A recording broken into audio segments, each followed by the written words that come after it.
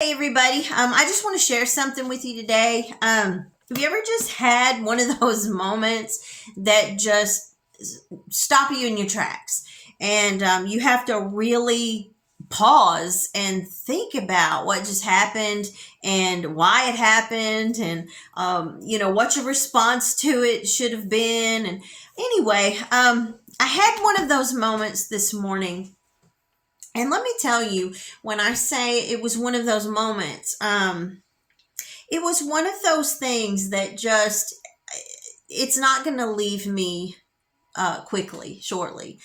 It's something that I think that we all could take a lesson from. And I really just feel like I need to share it. I wasn't going to, but it wouldn't leave me today, and it has troubled me. So I actually just, from that, I knew that it's something that needs to be shared.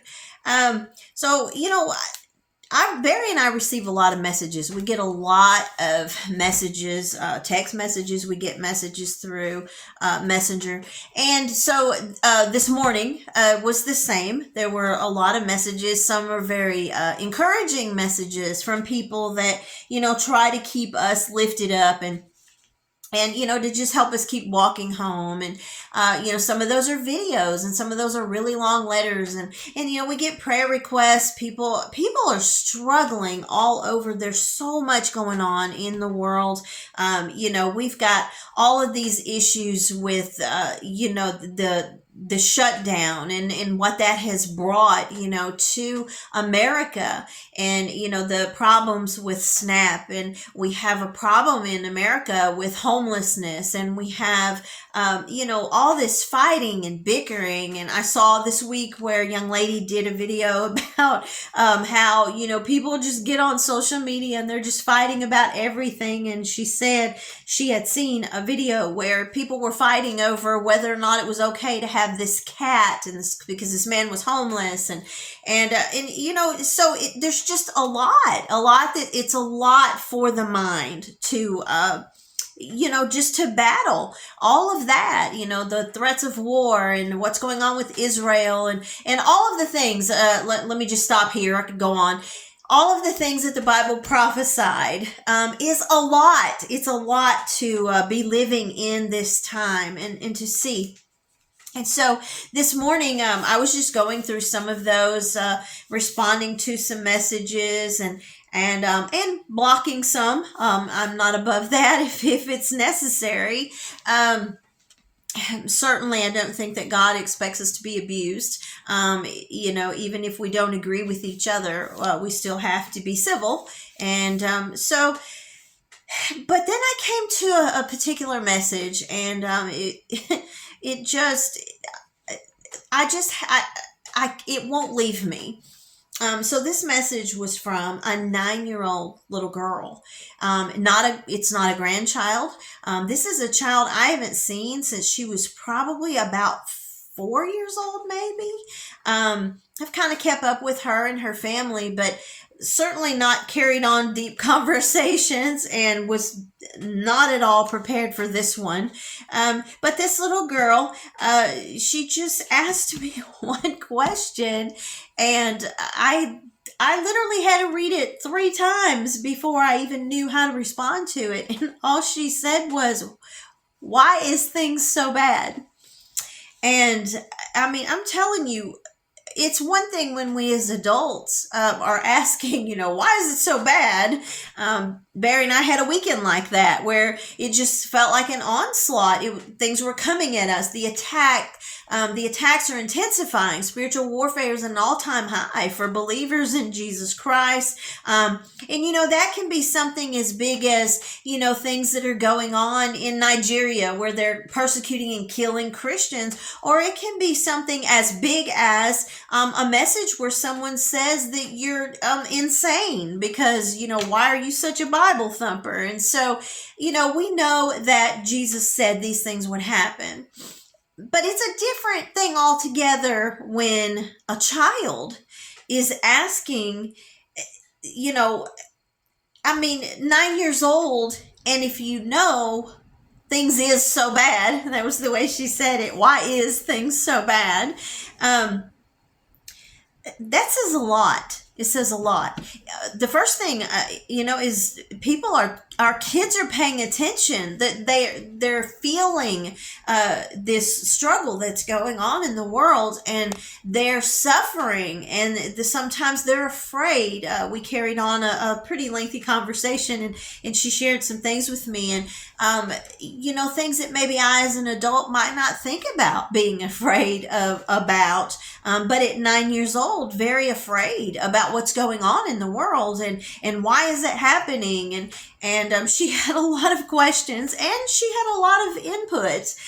She had her own thoughts about why certain things were happening. Very precious, but very sad and very disturbing. And so with that, just through the morning, it just stayed with me, and it felt very heavy to me that children are picking up on things. They know something's not right, something's off. Her exact words as a 9-year-old was simply that something's off. And I just thought, wow, she's probably got more wisdom than a lot of adults have right now, that don't have any idea that something's off, and something's just not right, and things is so bad. And so anyway, that it just bothered me. It troubled me. And so, the only thing I knew to do, I asked her mother, okay, is it okay if I talk to her about this? And her mother said yes. And I said, well, how much am I allowed to tell her? And the mother said, you can tell her anything you want. And so I did. I shared with her as best as I knew to explain to a 9-year-old who's very well beyond her years in understanding what is going on. And we had a long conversation about all of the things that are going on in the world. And after that, after we got off, I was thinking about that, and then it just kind of started flooding my memory, all the messages and the phone calls and the questions and even the encouragers who are encouraging us, who say, God woke me up in the middle of the night and told me to tell you this, and these are people that we haven't talked to, and they don't know what's going on in our life. So we're not exempt from these struggles and these troubles and all of this that's going on in the world. So certainly don't think that that's what I'm trying to say here, because it definitely isn't. There are times I have to say, I had to do it yesterday, as a matter of fact. I had my own rant about something that was going on that we were dealing with, and I had to say, I'm sorry for my rant. I had one of those moments, and so we're all having them. Okay, that's where I'm going with that. We're all having them, and it doesn't mean that we're weak, or that we're insane, or that we've stepped away from the faith. If we look at Matthew 24, Barry and I read this so much, I think we almost have it memorized. And that was actually our goal, was to be able to memorize that, to know, when the disciples came and said, to Jesus, what will be the sign of the end of all of this and the sign of your coming? And Jesus, he gave some very, very detailed signs to watch for, and specifically said, watch for these things. The first thing he said, though, was not this, not the wars, not the homelessness, not the poverty. The first thing he said was, don't be deceived, take heed. And so, with that chapter in the Bible, there's something stuck right in the middle, though. Jesus is always giving us instructions. And very often when he gives us instructions, we have to go into the Bible and we have to study that thing, and we have to pull some things out. And I feel like that's something that we as Christians need to be really doing right now. is pulling those things out. And sometimes it's just simply one word that he will say that, we might not be able to memorize a whole verse or a whole chapter. Sometimes that's hard for some people, but we can memorize a word. And so that word is found in Matthew 24:13, where he says, but he that shall endure to the end shall be saved. So, we can pull the word endure out of there. And of course, we know that to endure means that we're going to suffer. We're going to go through some things. We have to remain holding on to what we know is right. We have to hold on to Jesus. And as I was trying to share with this little girl, that we have to endure, we have to hold on, we have to go through it. He doesn't say that never in Matthew 24 did he say, I'm going to keep you from going through all of this. He said, you're going to have to endure it. But if you endure it, I promise it'll be worth it. And, sometimes that means that we're going to have to withstand and suffer through a lot of really hard things. And, a lot of people are feeling like they're suffering through some things now, self included. I probably had the worst weekend of my life, just enduring some things that I never thought that I would have to endure. But if we think that's hard, it's not going to get easier. So, we've got to buckle up, Buttercup, and hold on and, dig in with both heels and plant our feet in the sand. And now is not the time for us to back up, shut up, or to get up and walk out. We have to endure this. And so, when the little girl asked, well, why is things so bad? We know what the Bible says, and we talked about a lot of that. And she was very, thank goodness this little girl has been taught very well. It wasn't like she didn't know, a lot of those things, but she's 9 years old and she had questions. And, I'm almost 60 and I have questions. My questions are the same. Why is things so bad? And, but we can go to the Bible and we can understand that Jesus said it is going to be so bad. It's going to be awful. And I want you to remain, abide, to endure, to hold on. Don't give up. Don't fall back. Don't fall away. Hold on to me and I'm going to make it worth it. But he never told us that it wasn't going to be hard. And the other thing that I told this little girl, it comes out of 2 Timothy, and this is the thing that I really want to, I feel like somebody needs this, and it's this. All through 2 Timothy, here we see Paul and he's saying, all of these terrible things, this is how men are going to be in the last days. These perilous times are going to come and people are going to be acting like jerks.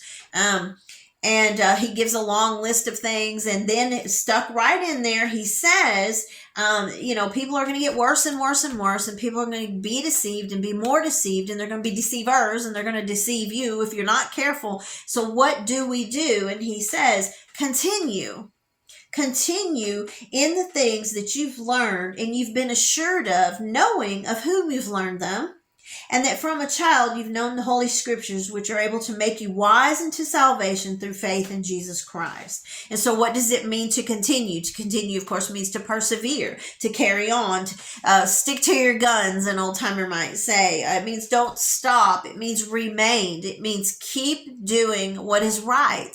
And so I just want to say this and then just close with this. So right now I feel like a lot of us, we need the encouragement of each other to continue walking home. It's getting harder. It's getting darker. It's getting colder.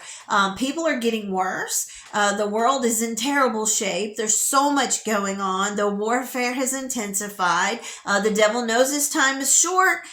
He'll kill us if he can, all of the above. But what do we do as believers, as followers of Jesus Christ? We have to endure. We have to continue. We've got to keep walking home. That road is going to get narrower and narrower. As I explained to this little girl, she said, well, she didn't have 7 of her friends anymore because she went to Sunday school. And I told her, I was very honest with her. I said, how many friends do you have now? And she said 6. I said, well, you're probably going to lose 5 5 of those by next month. And she said, that sucks. And we laughed about that. But, you know, it's true.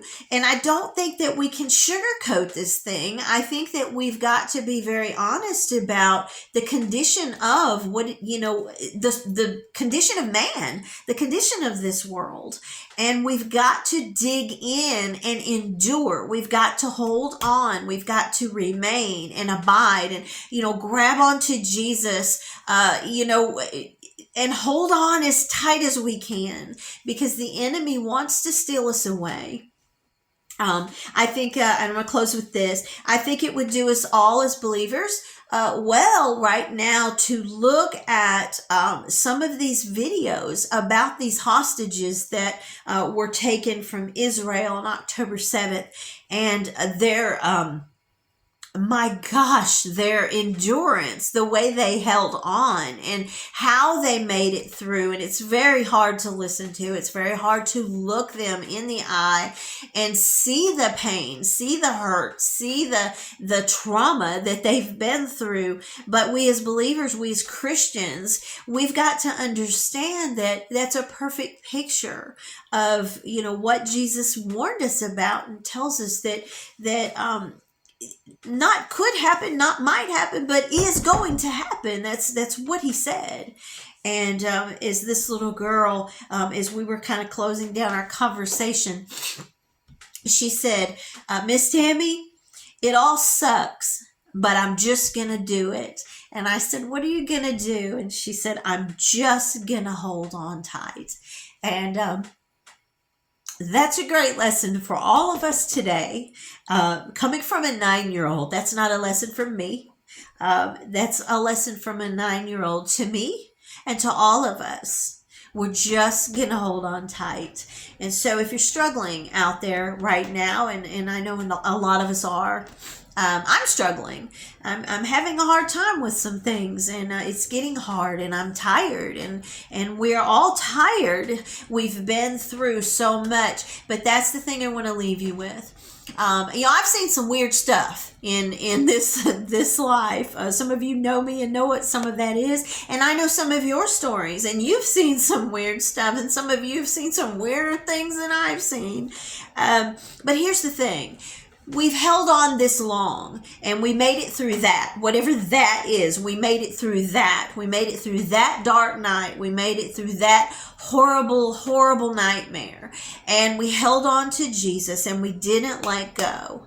And so now is not the time. Now is not the time to let go, because we're almost home now. We're almost there. So my word to you today is dig in with both heels. Hold on. Remind yourself, I made it through that. I'm going to make it through this. I'm going to endure to the end, and I'm going to be saved. And he says, he promised that he's going to make it worth it. So I just want to leave you with this. It's all going to be over one of these days. It's all going to be over, and we will never have to go through these things again. And as I told this little girl, and she wrote me the same words back. What I said to her, she wrote the same words back to me. I said, it'll all be over someday. And then she just wrote the words back to me. Miss Tammy, it'll all be over someday. And so that's what I want to leave you with from a 9-year-old. We're going to hold on tight, because it's all going to be over someday. So hold on tight, endure, and continue.